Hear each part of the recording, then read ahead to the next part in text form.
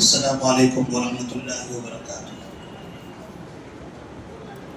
بسم اللہ الرحمن الرحیم، الحمد للہ رب العالمین، والصلاة والسلام علی رسولہ الامین وعلی آلہ وصحبہ اجمعین ومن تبعہم بإحسان الی یوم الدین، اما بعد فاعوذ باللہ من الشیطان الرجیم، بسم اللہ الرحمن الرحیم، الف لام میم را تلك آیات الکتاب والذی انزل الیک من ربک الحق ولکن اکثر الناس لا یؤمنون۔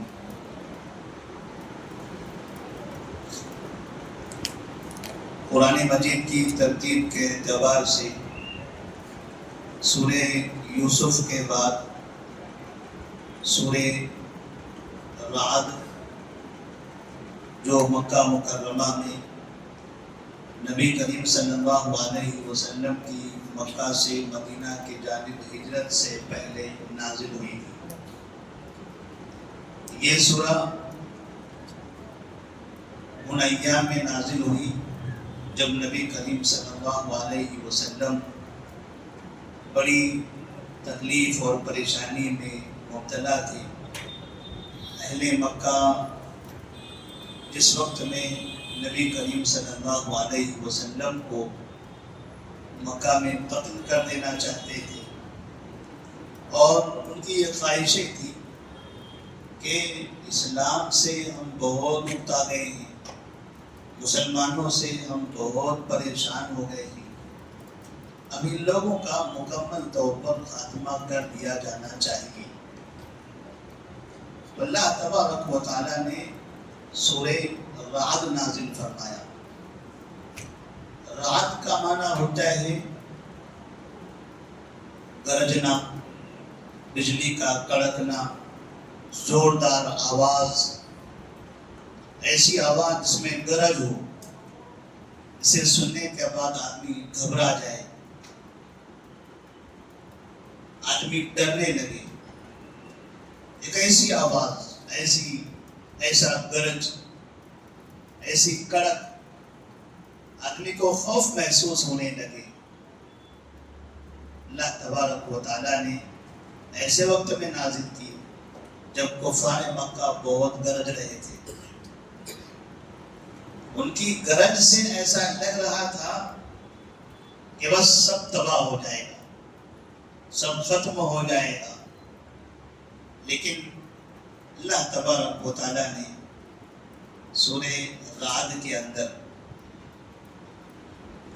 جہاں پر لفظ رعد کا استعمال کیا ہے، وہاں مسلمانوں کو ایک پیغام دے دیا کہ رعد، یہ جو گرج ہے، یہ بس صرف ظاہری ہے۔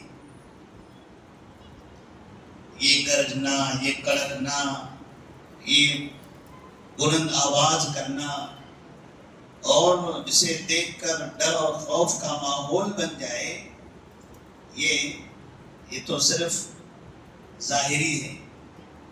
یسبح الرعد بحمدہ والملائکۃ من خیفتہ ویرسل۔ اللہ تبارک و تعالیٰ نے اسی سورہ کے اندر جہاں پر رعد کا ذکر فرمایا ہے، وہاں مسلمانوں کو امید دلائی ہے۔ یسبح الرعد بحمدہ والملائکۃ من خیفتہ ویرسل الصواعق فیصیب بها من یشاء وهم یجادلون فی اللہ وہو شدید المحال۔ اس لیے کہ جب ہم بجلی کا کڑکنا یا گرجنا یا بادل کا آسمان پر خطرناک طریقے سے چھا جانا، اسے دیکھتے ہیں تو اس کے پیچھے ہمیں ایک بہترین چیز نظر آتی ہے، اور وہ ہے رحمتوں کی بارش۔ وہ ہے رحمتوں کی بارش۔ جب بجلی کڑکنے لگتی ہے تو لوگ ڈر جاتے ہیں، بچے گھروں میں داخل ہو جاتے ہیں، اور لوگ ایسی جگہ پر کھڑے رہنے سے بیٹھنے سے ڈرتے ہیں کہ کہیں بجلی انہیں نقصان نہ پہنچا جائے. لیکن اس کی تھوڑی دیر کے بعد جب آسمان بارش برسانے لگتا ہے تب یہ زمین پر مسکراہٹیں آتی ہیں, لوگوں کے دلوں میں خوشی کا ماحول پیدا ہوتا ہے. لوگوں کو لگتا ہے کہ اب ہماری زندگی خوشگوار ہوگی, ہماری جیب میں پیسہ آئے گا, ہمارا گھر میں رہنے والے سب اب کھانے پینے لگیں گے, سب کی روزی اب آنے والی ہے. اس کے پیچھے اللہ تبارک و تعالیٰ نے یہ حکمت بتائی. تو جیسے اہل مکہ کی زندگی کی آخری ایام میں گرجنے لگے, اللہ تبارک و تعالیٰ نے اس کے بعد مدنی زندگی عطا فرمائی, اور پھر مدنی زندگی خوشحال زندگی, اسلام کی قوت والی زندگی, مسلمانوں کے غلبے والی زندگی. یہ گرج اس سے ایسا لگ رہا تھا کہ بس سب ختم ہو جائے گا, لیکن اس کے پیچھے اللہ تبارک و تعالیٰ نے مسلمانوں پر جو اپنی رحمتیں نازل کی کہ پھر مسلمانوں کے پاس طاقت آئی, مسلمانوں کے پاس اجتماعیت آ گئی, قوت آ گئی, غلبہ ہونے لگا, اسلام کی نشر و اشاعت ہونے لگی, اور پلٹ کر مکہ بھی مسلمان ہو گیا, طائف بھی مسلمان ہو گیا, پھر یمن اور ملک شام یہ بھی اسلام میں داخل ہونے لگے. اس طرح سے جہاں دیکھو وہاں رحمت کی بارش نازل ہو گئی. تو اس سورہ رعد سے اللہ تبارک و تعالیٰ نے ہمیں یہ پیغام دیا موجودہ دور میں بھی, کہ آج کے دور میں بھی آپ کے اطراف میں اس طرح سے لوگ گرجتے ہوئے دکھائی دیں گے.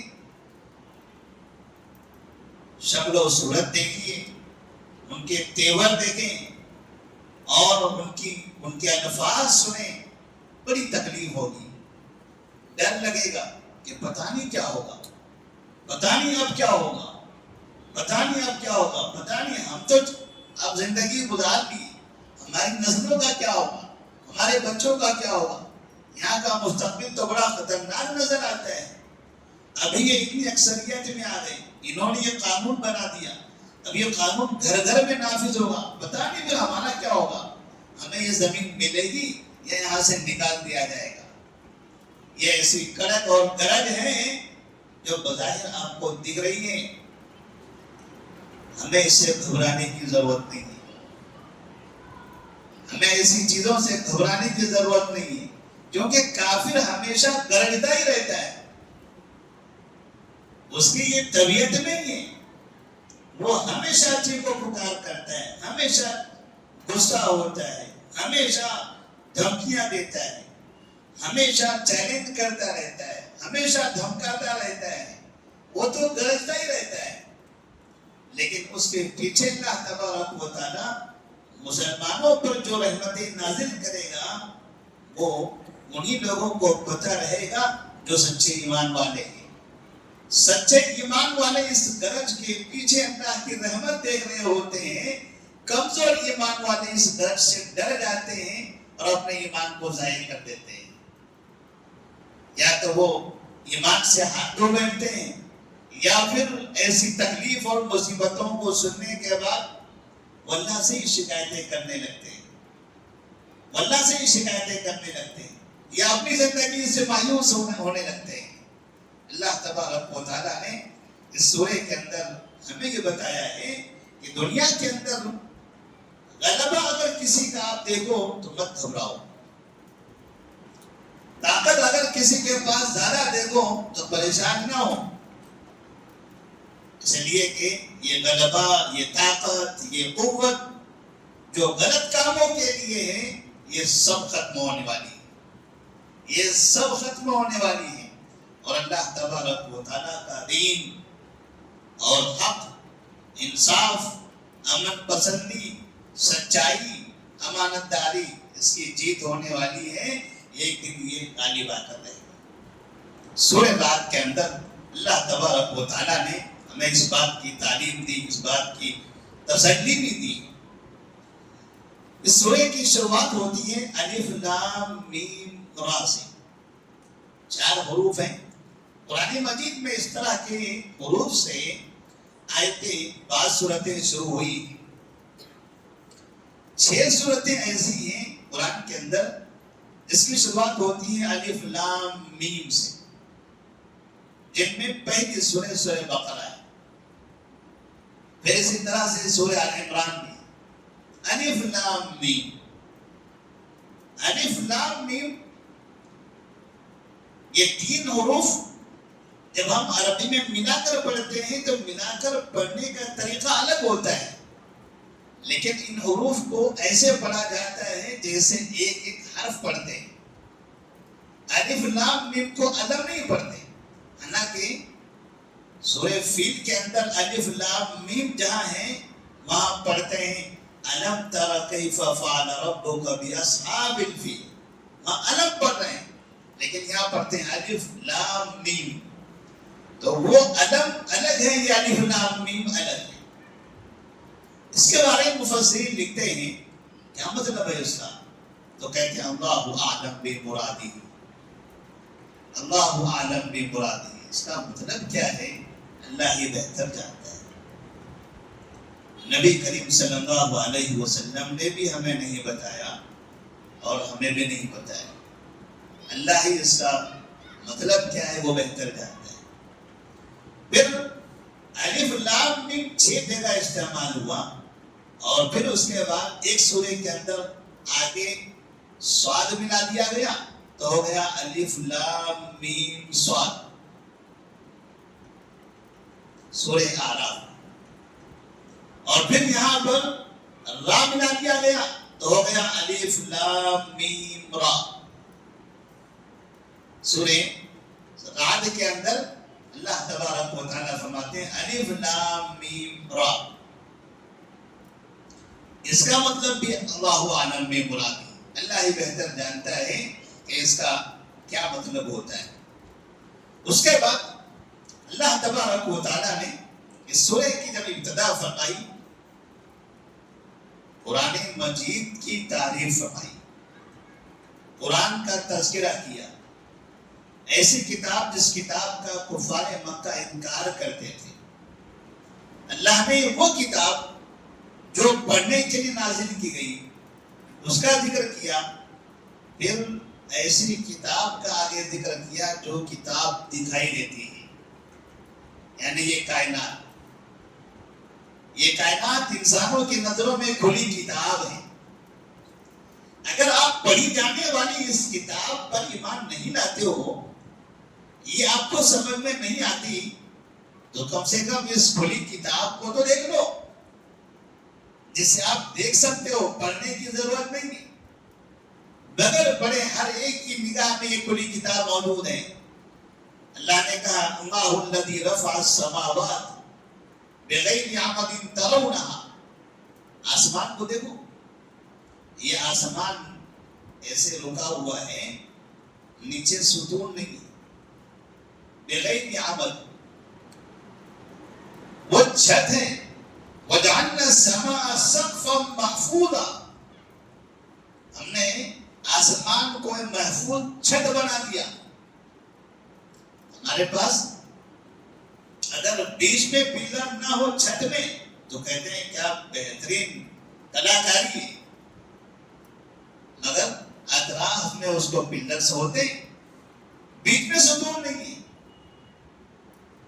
کم ستون والے ہیں، جیسے یہ مسجد ہے، یہاں سے لے کر یہاں تک ہم دیکھ رہے ہیں ستون نہیں ہے، تو کہتے ہیں ہاں بنانے والے نے اچھا بنایا ہے۔ بعض جگہوں پر اتنی سی چھوٹی مسجد میں درمیان میں 2-3 ستون ہو جاتے ہیں، تو کہتے ہیں بنانے والے نے صحیح نہیں بنایا، انجینئر اتنا پرفیکٹ نہیں ہے۔ اور ایک مسجد ایسی بھی ہے سعودی عرب کے اندر، پوری بڑی ایسی مسجد ہے، بیچ میں کہیں بھی ستون نہیں ہے، اور غالباً وہ تبوک میں۔ یہ آسمان ایسا ہے جہاں ایک ستون بھی نہیں ہے، پورا کا پورا آسمان، کائنات میں آدمی جہاں چلا جائے وہ جتنے اوپر نظر آئے گا اور وہ بغیر ستون کے ہے. آپ قرآن نہیں پڑھتے ہو, قرآن آپ کے دماغ میں نہیں بیٹھتا ہے, آپ کو لگتا ہے یہ جادو ہے, یہ فلاں کا کلام ہے, تو ٹھیک ہے, اسے چھوڑو, اوپر نگاہ دوڑاؤ, آسمان کو دیکھو. ثم استوى على العرش وسخر الشمس والقمر كل يجري لأجل مسمى. بغیر ستون کے چھت بنایا, پھر سورج اور چاند کو مسخر کر دیا. یہ سورج اور چاند کو آپ دیکھیے, یہ وقت پر آتے ہیں, پھر غروب ہوتے ہیں, طلوع ہوتے ہیں, غروب ہوتے ہیں. یہ دونوں کے آنے کا وقت الگ الگ ہے. ایک آیا دوسرا چلا گیا, دوسرا آیا پہلا چلا گیا. دونوں کے آنے سے زمین پر الگ الگ شکل بدل جاتی ہے, زمین کی شکل بدلتی ہے ان دونوں کے آنے سے. سورج اگر آ گیا تو زمین کی شکل الگ ہوتی ہے, زمین پر بسنے والے لوگوں کی حالتیں الگ ہوتی ہیں, اور جیسے وہ غروب ہو گیا زمین کی تصویر بدل جاتی ہے, اس پر رہنے والوں کی حالتیں تبدیل ہو جاتی ہیں. کم سے کم اس پر تو غور کر لو. اللہ تبارک و تعالیٰ نے اس کی مثال دی, اور کیا اوپر نہیں. اگر سر اٹھانا نہیں ہوتا ہے تو سر نیچے کر کے چلتے ہو, پیروں کے نیچے جسے تم محسوس کر سکتے ہو, وہ تو آپ کو دکھائی دے رہا ہے, لیکن زمین تو آپ کے قدموں کے نیچے ہے, یہ دکھائی نہیں, یہ آپ پکڑ بھی سکتے ہو, اس پر ہاتھ بھی رکھ سکتے ہو.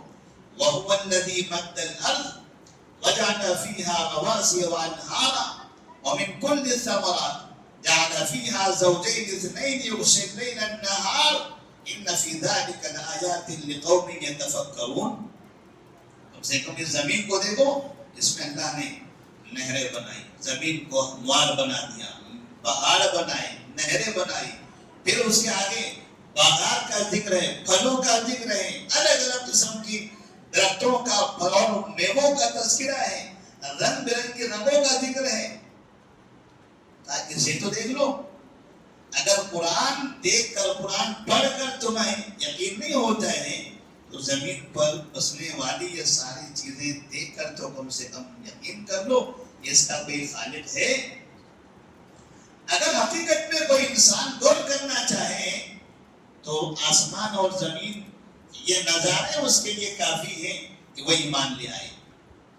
اس کے بعد اللہ تبارک و تعالیٰ نے فرمایا وَإِن تَعْجَبْ فَعَجَبٌ قَوْلُهُمْ أَإِذَا كُنَّا تُرَابًا أَإِنَّا لَفِي خَلْقٍ جَدِيدٍ أَإِنَّا لَفِي خَلْقٍ جَدِيدٍ. کفار مکہ جو گرج رہے تھے, اللہ تبارک و تعالیٰ خاص ان کو پیغام دے رہے ہیں کہ قرآن کا, کلام کا, کتاب مبین کا انکار کرتے رہے. جس مکہ میں رہتے ہو, جس زمین پر رہتے ہو, وہ زمین کو دیکھ لو, اوپر دیکھو آسمان کو, کم سے کم انہیں دیکھ کر تو ایمان لے آؤ, تھوڑی سی عقل کا استعمال کر لو. اور پھر ان کا ذکر کرتے ہوئے اللہ فرماتے ہیں یہ لوگ, انہیں اس بات کا بھی اعتراض ہے کہ کیا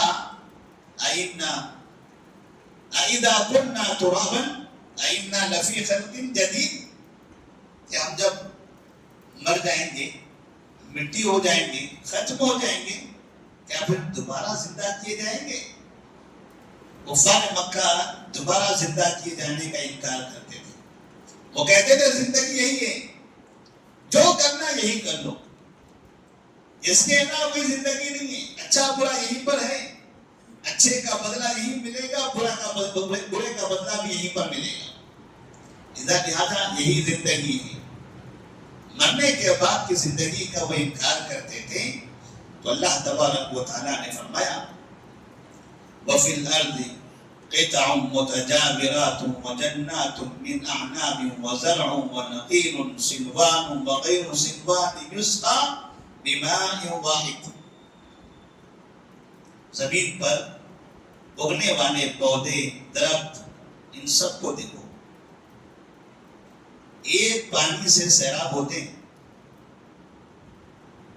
ہوا, پانی ایک ہی, ان کے پتے الگ الگ رنگوں کے ہیں, ان کے پھل الگ الگ طریقے کے ہیں، ان کا مزہ الگ الگ ہے، سب کچھ مختلف ہے. ان سب کے لیے ایک ہی پانی کا استعمال ہوتا ہے، بماء واحد. ایک پانی سے سیراب ہونے والے، زمین پر ہونے والے اتنے پودے تم انہیں نہیں دیکھ رہے ہو. اور یہ بتاؤ کہ زمین پر ان پودوں کو آپ دیکھتے ہو، صبح الگ الگ شکل و صورت کے، الگ الگ رنگوں کے، الگ الگ مزے والے. یہ آئے کیسے؟ ایک بیج تم نے زمین کے اندر دفن کر دیا،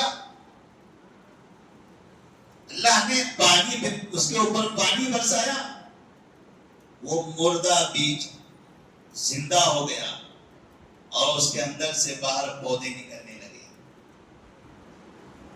تم جب اپنے ہاتھوں سے ایک بیج کو زمین میں دفن کرتے ہو، تمہارا یقین ہوتا ہے کہ یہ مردہ بیج ایک دن زندہ ہوگا، اور تم اسے اپنی آنکھوں سے دیکھ رہے ہوتے ہو. تو پھر تمہیں اس بات پر یقین کیوں نہیں ہے کہ جس انسان کو تم زمین میں دفن کرتے ہو، اللہ تبارک و تعالیٰ اسے بھی ایک دن زندہ کرے گا؟ مردہ بیج کو زمین میں دفن کرنے کے بعد تم اسے زندہ ہوتے ہوئے اپنی آنکھوں سے دیکھ رہے ہوتے ہو، تو مرنے کے بعد ایک آدمی کو تم دفن کرتے ہو، تو اس پر تمہیں کیوں شک ہو رہا ہے کہ اللہ اسے ایک بار ایک دن زندہ کرے گا؟ قیامت تو دور ہے، تمہیں نہیں پتا وہ کب آنے والی ہے، لیکن روزانہ تم تو اس کا مشاہدہ کر سکتے ہو نا. قیامت کب آئے گی تمہیں لگتا ہے یہ مجہول ہے، نہیں سمجھ میں آ رہا ہے. کم سے کم ان پودوں کو دیکھ کر تو سمجھ جاؤ، یہ تو روزانہ ہے، یہ آنکھوں کے سامنے ہے. ان آنکھوں کے سامنے دیکھنے کی چیزیں، انہیں دیکھ کر بھی اگر تم مرنے کے بعد کی زندگی کا انکار کرو تو اللہ فرماتا ہے وَإِن تَعْجَبْ فَعَجَبٌ قَوْلُهُمْ. میں تعجب ہوتا ہے، اس سے بڑا تعجب تو ان کی وہ باتیں ہیں جب وہ کہتے ہیں اَإِذَا كُنَّا تُرَابًا أَإِنَّا لَفِي خَلْقٍ جَدِيدٍ. انہیں دیکھ کر انہیں تعجب نہیں ہوتا، لیکن تعجب اس بات پر ہوتا ہے کہ اللہ تبارک و تعالیٰ ہمیں دوبارہ زندہ کرنے والا ہے. اس کے بعد اللہ تبارک و تعالیٰ نے اس سورہ کے اندر ازداد کا ذکر فرمایا.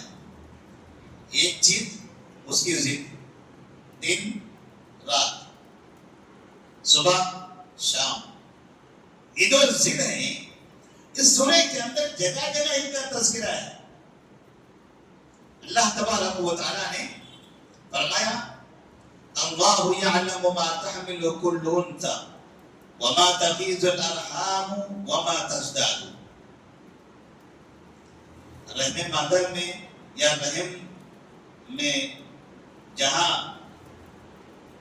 قلت ہوتی ہے رحم گھٹتا ہے، اور جب رحم بڑھتا ہے اس میں زیادتی ہوتی ہے. یعنی بچوں کی پیدائش کم ہوتی ہے یا زیادہ ہوتی ہے. کم ہونا زیادہ ہونا یہ دونوں کا یہاں پر ذکر ہے. اسی طرح سواء منکم من اسر القول ومن جہر به، چھپ کر بات کرنا، خاموشی سے رازداری سے بات کرنا، اور اس کے مخالف اس کے ضد بلند آواز سے بات کرنا. مستخفٍ باللیل وسارب بالنہار، رات اور دن کا یہاں پر ذکر ہے.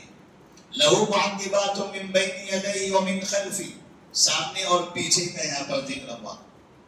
اسی طرح سے هو الذی یریکم البرق خوفا وطمعا وینشئ السحاب الثقال. خوف اور طمع، ڈر اور امیدی، یہ امید سے ہونا. اسی طرح اللہ تبارک و تعالیٰ نے یہاں اور اس سورے کے بعد اگلی سورے میں بھی ظلمات اور نور، ایسے کئی جگہوں پر ضد اجداد کا ذکر کیا اور کہا کہ اللہ تبارک و تعالیٰ دونوں پر قادر ہے. زندگی اور موت یہ دونوں ضد ہیں، اس پر بھی قادر ہے. مرد عورت یہ دونوں ضد ہیں، دونوں پر بھی قادر ہیں. ایسے کئی اعمیٰ والبصیر، ایک بینا اور ایک نابینا، دیکھنے والا اور نہ دیکھنے والا، ان دونوں پر بھی قادر ہے. نفع اور ضر، ان دونوں پر بھی اللہ تبارک و تعالیٰ قادر ہے. اللہ تبارک و تعالیٰ نے یہاں اجداد کا ذکر کر کے کفار مکہ کو مخاطب کیا کہ اللہ ہر چیز پر قادر ہے. جب اللہ نے تمہیں پیدا کیا ہے، تمہیں زندگی دی ہے، تو موت پر بھی قادر ہے، تمہیں موت دینے پر بھی قادر ہے، اور جب تمہیں موت دے دے تو موت کے بعد زندہ کرنے پر بھی قادر ہے. یہ سب ایک دوسرے کی ضد ہیں. اور اسی ضد کا ذکر سورہ بقرہ کے اندر وہاں کیا گیا جب ابراہیم علیہ السلام نے وہ بادشاہ سے کہا تھا اذ قال ابراہیم ربی الذی یحیی و یمیت الم تر الی الذی حاج ابراہیم فی رب اذ قال ابراہیم ربی الذی یحیی و یمیت قال انا احیی و امیت. جب بادشاہ سے کہا کہ بادشاہ کے سامنے رب کا تعارف کرتے ہوئے کہا کہ میرا رب وہ ہے جو زندگی دیتا ہے اور موت دیتا ہے، یحیی و یمیت، یہ ضد ہے. تو اس نے کہا قال انا احیی و امیت، اس نے کہا میں بھی زندگی دیتا ہوں، میں بھی موت دیتا ہوں. یعنی ضد پر میں بھی قادر ہوں، دونوں چیزوں پر. اور پھر اس نے کہتے ہیں کہ دو قیدیوں کو بلایا، ایک قیدی کو قتل کر دیا، دوسرے قیدی کو چھوڑ دیا، اور کہا دیکھو میں بھی زندگی اور موت دینے پر قادر ہوں. ابراہیم علیہ السلام سمجھ گئے کہ یہ ہمیں گھمانا چاہتا ہے. ایک کو زندہ چھوڑ کر دوسرے کو قتل کر دیا اور کہا کہ میں زندگی اور موت دینے پر قادر ہوں. ایک ہی شخص پر یہ ہونا چاہیے. اللہ تبارک و تعالیٰ ایک ہی شخص کو زندگی اور موت دینے پر قادر ہے. یہ کہاں سے قدرت، ضد کی قدرت کہاں ہوئی؟ لیکن بادشاہ نے ابراہیم علیہ السلام کو ایسے جواب دینے کی کوشش کی تو ابراہیم علیہ السلام نے ایک دوسری ضد کا ذکر فرمایا اور کہا فَإِنَّ اللَّهَ يَأْتِي بِالشَّمْسِ مِنَ الْمَشْرِقِ فَأْتِ بِهَا مِنَ الْمَغْرِبِ. مشرق کی ضد مغرب ہے. اللہ تبارک و تعالی سورج مشرق سے لاتا ہے تو مغرب سے لا کے دکھا دو. ضد ایک ہی چیز کو مشرق اور مغرب، اللہ مشرق سے لانے پر قادر ہے، وہ تو تم دیکھ رہے ہو، اور قیامت کے وقت میں یہ سورج مغرب سے طلوع ہوگا. یہ ضد ہے. اللہ نے دونوں بتا دیا. بتائیے اب آپ کیا اسے مغرب سے طلوع کر سکتے ہو؟ فَبُهِتَ الَّذِي كَفَرَ. وہاں پر بادشاہ حیران اور پریشان ہو گیا، ناکام ہو گیا. اللہ تبارک و تعالیٰ نے یہاں پر اجداد کا ذکر کر کے بتایا کہ اللہ تبارک و تعالیٰ یہ تمام اجداد پر قدرت رکھتا ہے، ہر چیز پر قدرت رکھتا ہے. اس کے بعد اللہ تبارک و تعالیٰ نے کفار مکہ کو معبودان باطلہ کی کمزوری کی چند مثالیں دی، جن میں سے ایک مثال ہم یہاں پر پڑھیں گے. اللہ تبارک و تعالیٰ فرماتے ہیں لہو دعوت الحق والذین يدعون من دون اللہ والذین يدعون من دونه لا يستجيبون لهم بشيء الا كباسط كفيه الى الماء ليبلغ فاه وما هو ببالغه وما دعاء الكافرين الا في ضلال. جو مشرکین معبودان باطلہ کو مانتے ہیں، یعنی کسی انسان کو معبود ماننا، کسی جانور کو معبود ماننا، پتھر کو معبود ماننا، درخت کو معبود ماننا، کسی مرنے والے کو معبود ماننا، ان لوگوں کو جو معبود مانتے ہیں اللہ نے اس کی ایک مثال یہاں پر دی ہے. کہا کہ جو لوگ اللہ کے علاوہ کسی اور کی عبادت کرتے ہیں تو ان کی ناکامی کی دلیل کیسے ہے؟ اس کی مثال ایسی ہے جیسے کوئی آدمی سامنے رکھا ہوا پانی یہاں بیٹھ کر کہے کہ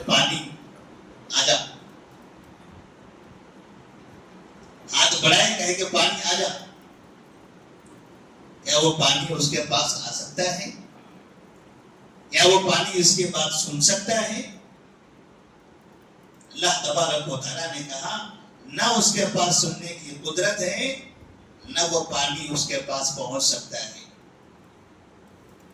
یہ ایک مثال آدمی اسے سن لے تو یہ معمولی چیز آدمی کی دماغ میں فوراً بیٹھ جائے گی کہ ہاں بات تو صحیح ہے۔ اللہ تبارک و تعالیٰ نے ایسی مثال دے کر آدمی کو سمجھانے کی کوشش کی ہے، جب تمہیں اتنی عقل ہے، اتنی سمجھ ہے کہ سامنے پانی رکھا ہو، آپ یہاں بیٹھ کر ہاتھ بڑھاؤ کہو کہ پانی آ جا، وہ نہیں آ سکتا، وہ نہیں سنتا آپ کی بات، تو پھر یہ تو نظر آنے والی چیز ہے۔ وہ جس کا انتقال ہو چکا ہے، جو دفن ہو چکا ہے، جسے مرے ہوئے کئی سال ہو چکے ہیں، بنا تم اس کو آواز دیتے ہو، تم اس کو مدد کے لیے پکارتے ہو، وہ کہاں سے تمہاری آواز سنے گا اور کیسے تمہاری مدد کرے گا؟ اللہ تبارک و تعالیٰ نے اس کا تذکرہ کر کے کہا کہ پھر ایسی چیزوں، ایسی معبودوں کو نہ پکارو اور ان کے پیچھے اپنی زندگی کو برباد مت کرو۔ اس کے بعد سورہ رعد کے بعد جو دوسری سورہ ہے وہ ہے سورہ ابراہیم۔ اللہ تبارک و تعالیٰ نے سورہ ابراہیم کے اندر ابراہیم علیہ السلام کا ذکر کیا ہے۔ اس سورہ کے بالکل آخر میں ابراہیم علیہ السلام فرماتے ہیں وَإِذْ قَالَ إِبْرَاهِيمُ رَبِّ اجْعَلْ هَٰذَا الْبَلَدَ آمِنًا وَاجْنُبْنِي وَبَنِيَّ أَن نَّعْبُدَ الْأَصْنَامَ۔ ابراہیم علیہ السلام نے جو دعائیں فرمائی تھی، ان دعاؤں کا اس سورہ کے آخر میں تذکرہ ہے، اسی لیے اس سورہ کا نام سورہ ابراہیم ہے۔ اور اس سورہ کے اندر بنیادی جو بات ہے وہ ہے اللہ تبارک و تعالیٰ کی نعمت پر شکر ادا کرنا۔ وَإِن تَعُدُّوا نِعْمَةَ اللَّهِ لَا تُحْصُوهَا۔ اللہ تبارک و تعالیٰ نے اسی سورہ کے آخر میں کہا کہ اگر اللہ تبارک و تعالیٰ کی تم نعمتوں کو گننا چاہو، لکھنا چاہو، شمار کرنا چاہو تو شمار نہیں کر سکتے۔ بہت نعمتیں ہیں آپ کے اوپر اللہ تبارک و تعالیٰ کی، لہذا اللہ تبارک و تعالیٰ کی نعمتوں پر ہمیشہ شکر ادا کرتے رہو۔ اگر تم شکریہ ادا کرتے رہو گے تو اللہ تبارک و تعالیٰ مزید نعمتیں ادا کرے گا، لیکن اگر تم نے ناشکری کی تو اللہ تبارک و تعالیٰ پھر ایسی صورت میں تمہارے اوپر اپنا عذاب نازل کر دے گا۔ لئن شکرتم لأزیدنکم وَإِن کفرتم إِنَّ عَذَابِی لَشَدِیدٌ۔ اس سورہ کی جب شروعات کی اللہ تبارک و تعالیٰ نے، پھر قرآن مجید سے الف لام را کتاب انزلناہ الیک لتخرج الناس من الظلمات الی النور۔ قرآن مجید اللہ تبارک و تعالیٰ نازل کیا نبی کریم صلی اللہ علیہ وسلم پر اور کہا کہ ہم نے آپ پر ہی نازل کیا ہے تاکہ آپ لوگوں کو اندھیرے سے روشنی کی طرف لے آؤ، اندھیروں سے روشنی کی طرف لے آؤ۔ اندھیرے بہت ہیں، تاریکیاں بہت ہیں، ظلمات جمع استعمال کیا کیونکہ گمراہی کے راستے بہت ہوتے ہیں، اور نور واحد استعمال کیا کہ حق ایک ہی ہوتا ہے، حق ایک ہوتا ہے، باطل بہت ہوتے ہیں، باطل بہت ہوتے ہیں۔ اور پھر آگے جا کر موسیٰ علیہ السلام کے بارے میں فرمایا وَلَقَدْ أَرْسَلْنَا مُوسَىٰ بِآيَاتِنَا أَنْ أَخْرِجْ قَوْمَكَ مِنَ الظُّلُمَاتِ إِلَى النُّورِ۔ جو بات نبی کریم صلی اللہ علیہ وسلم کے بارے میں کہی تھی، وہی بات موسیٰ علیہ السلام کے بارے میں بھی کہا کہ ہم نے آپ پر جو کتاب نازل کی ہے، ہم نے آپ کو جو نبی بنایا، مقصد کیا ہے؟ تاکہ آپ ظلمات سے نکال کر لوگوں کو نور میں داخل کرو، یعنی کفر سے، شرک سے، برائیوں سے نکال کر آپ اسلام کی طرف، اچھائی کی طرف لے کر آؤ، اور اس طرح سے لوگوں کی ان کتابوں کے ذریعے صحیح رہنمائی کرو۔ اس سورہ کے اندر ایک پیغام یہ ہے کہ جب آدمی سے پوچھا جائے بتائیے دنیا میں بڑی نعمت کیا ہے، آپ کون سی چیز سے دنیا کے اندر خوشی کا اظہار کرو گے؟ آپ دنیا میں کون سی چیز چاہو گے؟ لوگ کہیں گے آدمی کے پاس بہترین نوکری ہو، اچھی بیوی ہو، اچھا گھرانہ ہو، کچھ دولت ہو، خوشحال زندگی ہو۔ اور بری چیز کیا ہے آپ کے لیے؟ آپ بیماری ہیں، پریشانی ہے، تجارت میں خسارہ ہے، گھر میں بدامنی ہے، شہر میں بدامنی ہے، اطمینان نہ ہو زندگی میں۔ اللہ تبارک و تعالیٰ نے سورہ ابراہیم سے اپنے بندوں کو یہ پیغام دیا ہے کہ اصل نعمت کیا ہے اور اصل ذلت اور برائی کیا ہے۔ اللہ تبارک و تعالیٰ یہاں پر فرماتے ہیں کہ سب سے بڑی جو نعمت ہے وہ نعمت ایمان ہے، وہ نعمت ایمان ہے۔ ایمان سب سے بڑی نعمت ہے۔ ایمان کے ساتھ ساتھ اگر دنیا میں انسان کو اور بھی دوسری نعمتیں مل جائیں، خوشحالی بھی ہو اور اچھی بات، دولت بھی ہو اور اچھی بات، صحت بھی ہو اور اچھی بات، اور باقی نعمتیں مل جائیں تو یہ نور علی نور ہو گئے۔ لیکن ایمان والی نعمت نہ ہو اور دنیا کی ساری نعمتیں موجود ہوں تو آدمی کی زندگی بیکار ہے۔ اور سب سے بری چیز کیا ہے؟ کفر ہے۔ سب سے بری چیز کفر ہے۔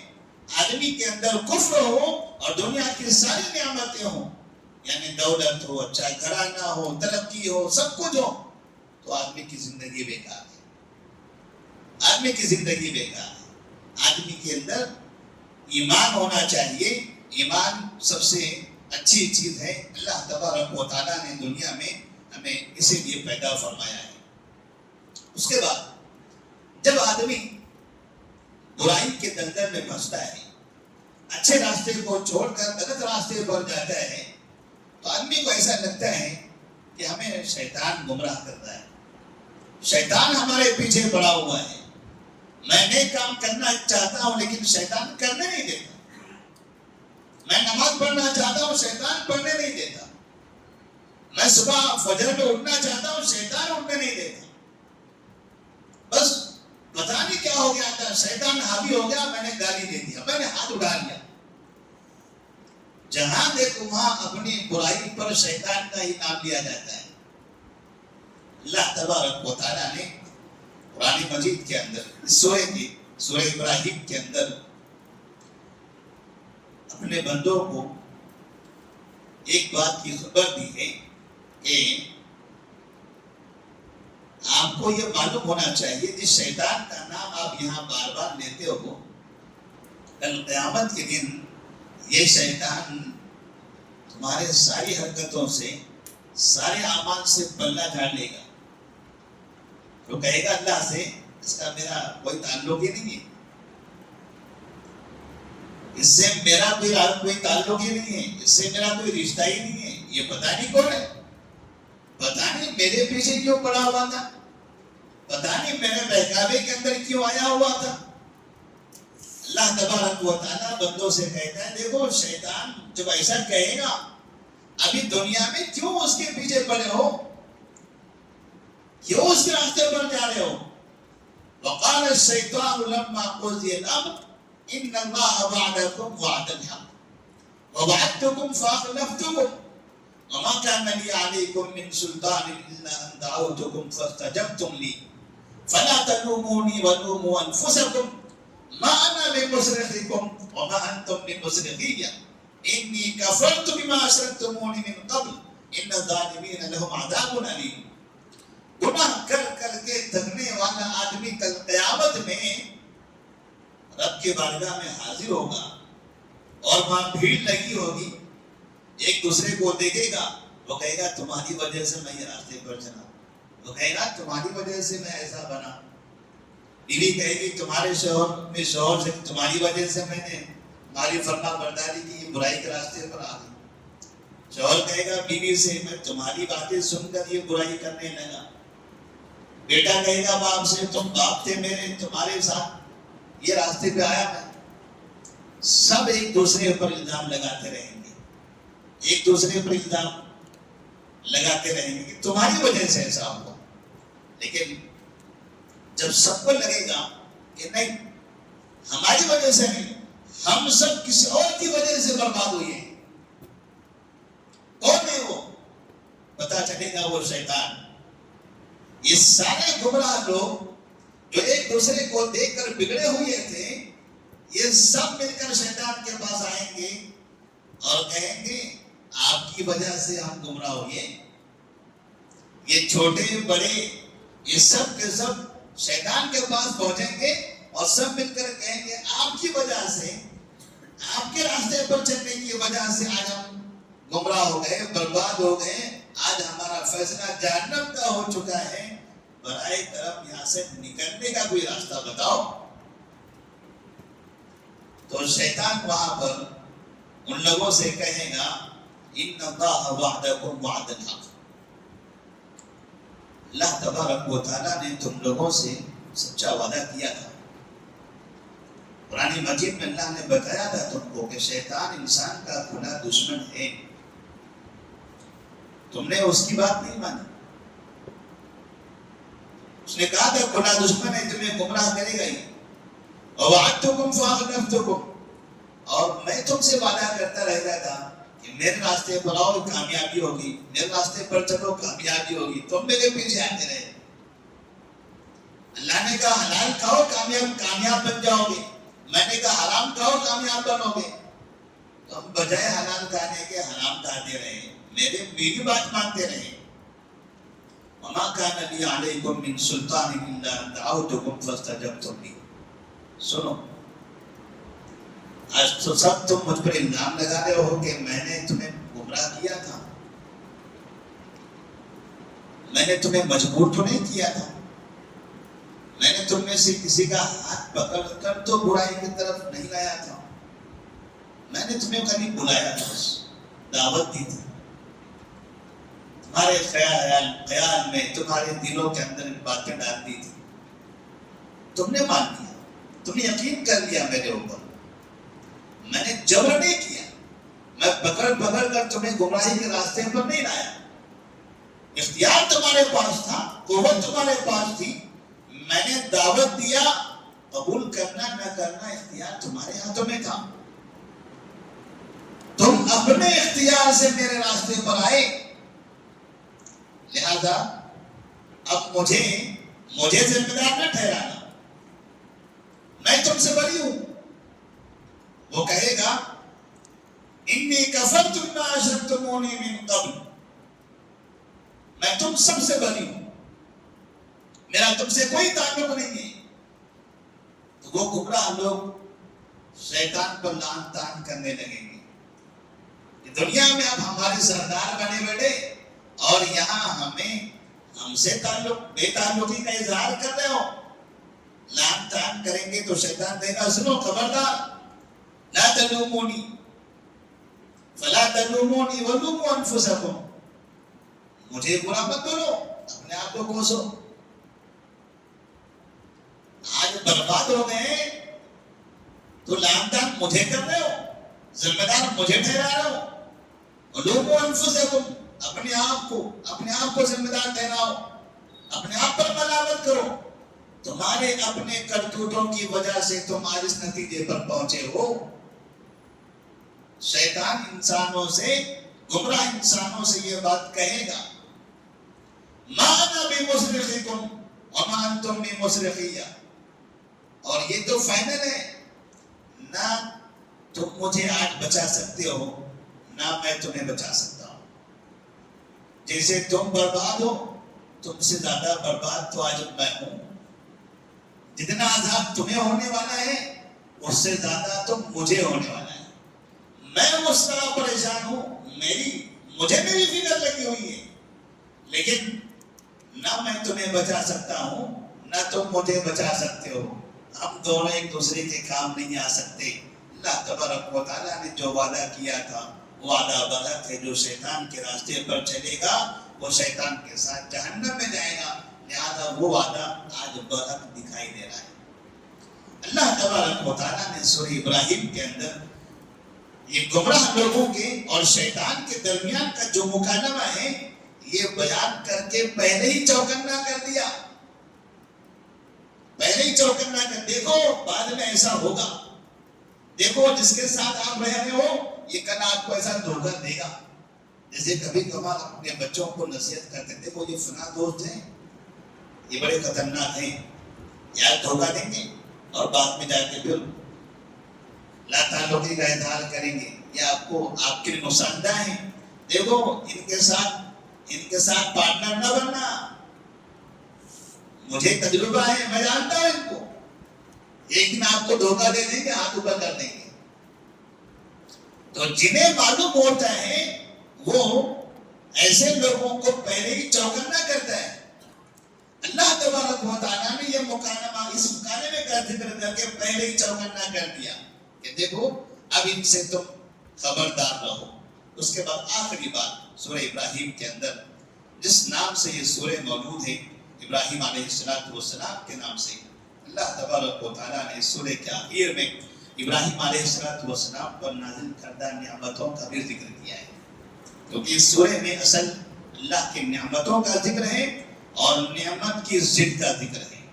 اللہ کی نعمتیں یاد کرو گے تو بہت ہے، اگر ان کا شکر ادا نہیں کرو گے تو ادھر چلے جاؤ گے، یعنی عذاب میں مبتلا ہو جاؤ گے، پریشانی، زندگی میں تکلیف اور مصیبتیں آئیں گی۔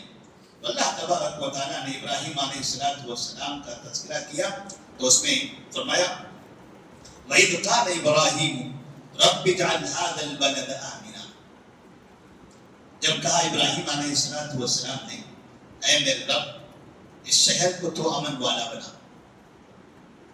مکہ مکرمہ کو امن والا بنا دے۔ امن اللہ کی نعمت ہے، امن اللہ کی نعمت ہے۔ آج وہ علاقہ، وہ ملک، وہ شہر امن والا ہے، یہ اللہ کی نعمت ہے، یہ اللہ کی نعمت ہے۔ وَجْنُبْنِي وَبَنِيَّ أَن نَّعْبُدَ الْأَصْنَامَ، مجھے اور میری نسل کو بتوں کی عبادت سے محفوظ رکھ، شرک سے بچا لے، یعنی توحید پر قائم رکھ۔ توحید ایک بڑی نعمت ہے، امن بھی نعمت ہے، توحید بھی نعمت ہے، اور آج وہ جگہ امن والی جگہ ہے اور توحید والی جگہ ہے۔ آج کسی کو ہم سن رہے تھے، دلی کے کوئی عالم ہیں، وہ حالات حاضرہ کے حساب سے بیان دیتے ہوئے لوگوں سے اپیل کر رہے تھے، لوگوں حج اور عمرے کا بائیکاٹ کرو، حج کرنے مت جاؤ، عمرہ کرنے مت جاؤ، دیکھو آنے سعود بھکاری بن جائیں گے،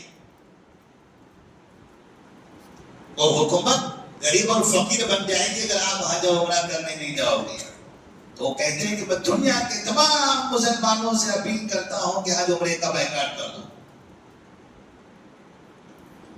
جسے میں نے اس سے پہلے کے درس میں بھی کہا تھا، کسی جنگ، کہاں کی جنگ، کون لڑ رہا ہے، کس سے لڑ رہا ہے، اور یہ منافقین کیا پیغام دے رہے ہیں، کچھ سمجھ میں نہیں آ رہا ہے، سب کچھ بھول گئے ہیں آپ۔ کبھی کہتے ہیں کہ اسرائیل نے ایران پر حملہ کر دیا، ہو رہے لوگ ماتم کر رہے ہیں، سارے منافقین بازاروں میں نکلے ہوئے ہیں ماتم کرنے کے لیے، کیا کریں، اسرائیل نے حملہ کر دیا ایران پر، اور جس کو دیکھو اسے سب کہہ رہے ہیں سعودی عرب مسلمانوں کا دشمن ہے، مکہ جانا بند کرو، حج کرنا بند کرو، عمرہ کرنا بند کر دو۔ ایک نے تو یہ کہہ دیا سارے مسلمانوں سے کہ مسلمانوں یہ مکہ مدینہ کو تم قبضہ کر دو، نکلا تو یہاں سے آل سعود کو۔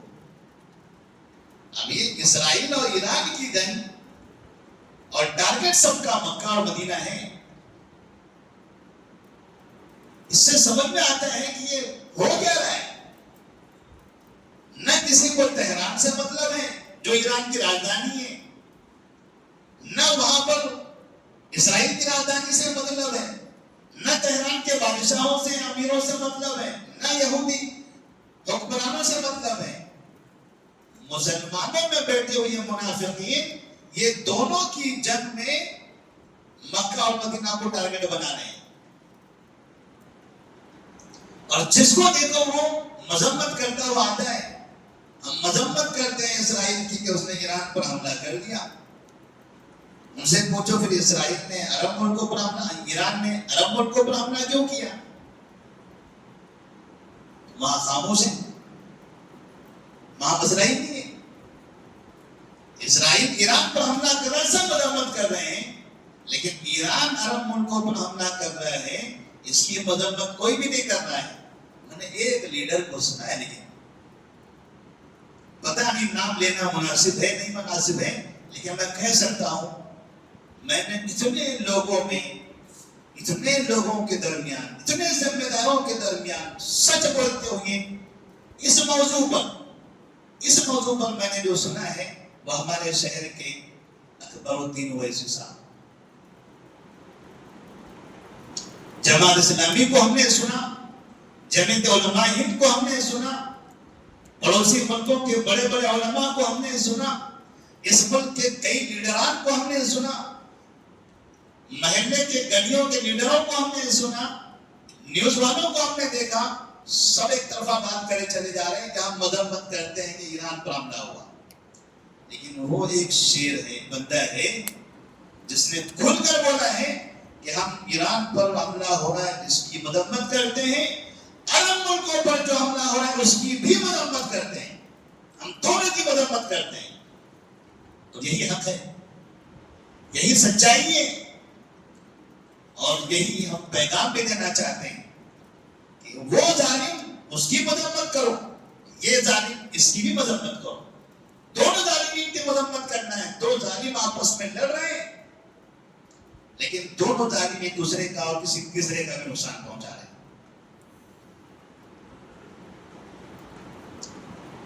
اللہ تبارک و تعالیٰ نے ابراہیم علیہ السلام کا ذکر کیا ہے, فَجْعَلْ أَفْئِدَةً مِّنَ النَّاسِ تَهْوِي إِلَيْهِمْ وَارْزُقْهُم مِّنَ الثَّمَرَاتِ لَعَلَّهُمْ يَشْكُرُونَ. ابراہیم علیہ السلام دعا کر رہے ہیں. کیا دعا کر رہے ہیں؟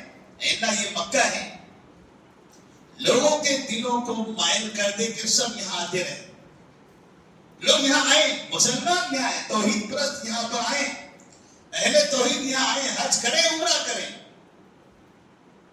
اور وَارْزُقْهُم مِّنَ الثَّمَرَاتِ لَعَلَّهُمْ يَشْكُرُونَ, اور انہیں تو روزی عطا فرما, پھل عطا کر, روزی دے تاکہ وہ شکر گزار بندے بنے.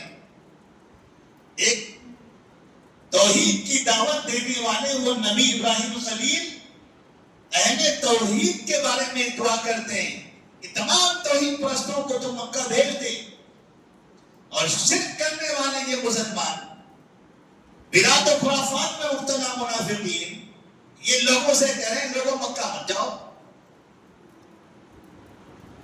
ابراہیم علیہ السلام کہتے ہیں مکہ آؤ, اور یہ منافقین کہتے ہیں مکہ مت جاؤ.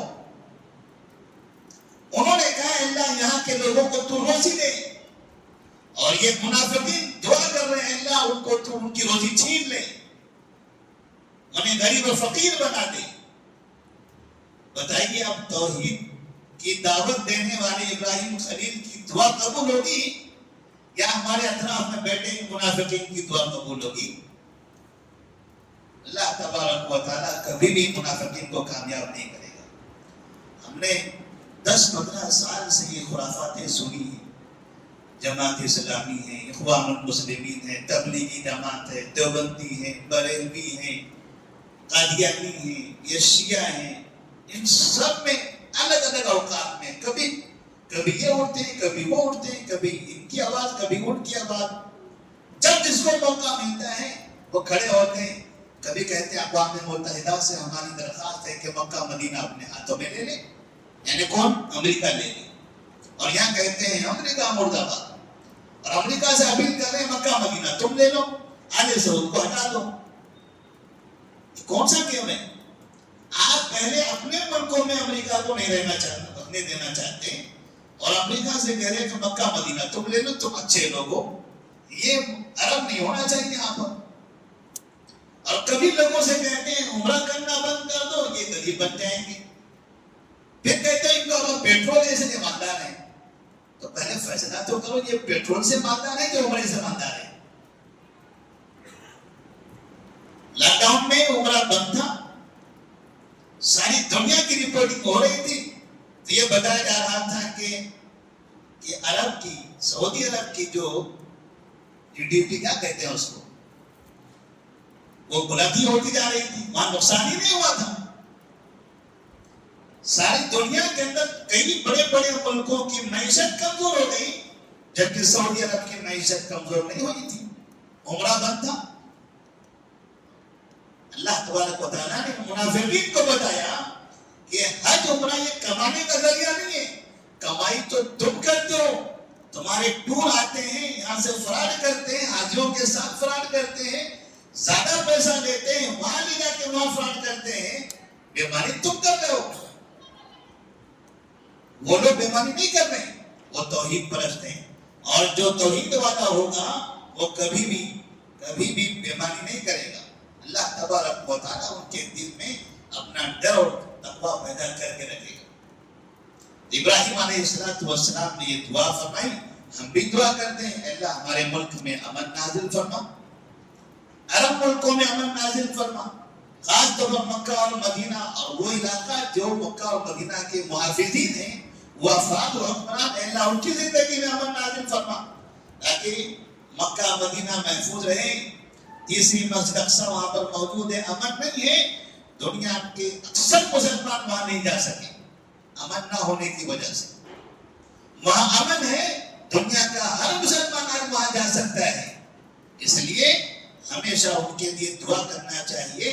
ہمارے اطراف میں جو منافقین بددعائیں کر رہے ہیں، ان کی بددعائیں پلٹ کر ان کے سروں پر آئے گی، ان کے گھر برباد ہوں گے، وہ برباد ہوں گے، مگر کبھی حرمین شریفین تباہ نہیں ہوگا، وہ برباد نہیں ہوگا۔ اللہ ہم سب کو اپنے مسلمان بھائیوں کے بارے میں اچھی دعا کرنے کی توفیق عطا فرمائے۔ السلام علیکم ورحمۃ اللہ وبرکاتہ۔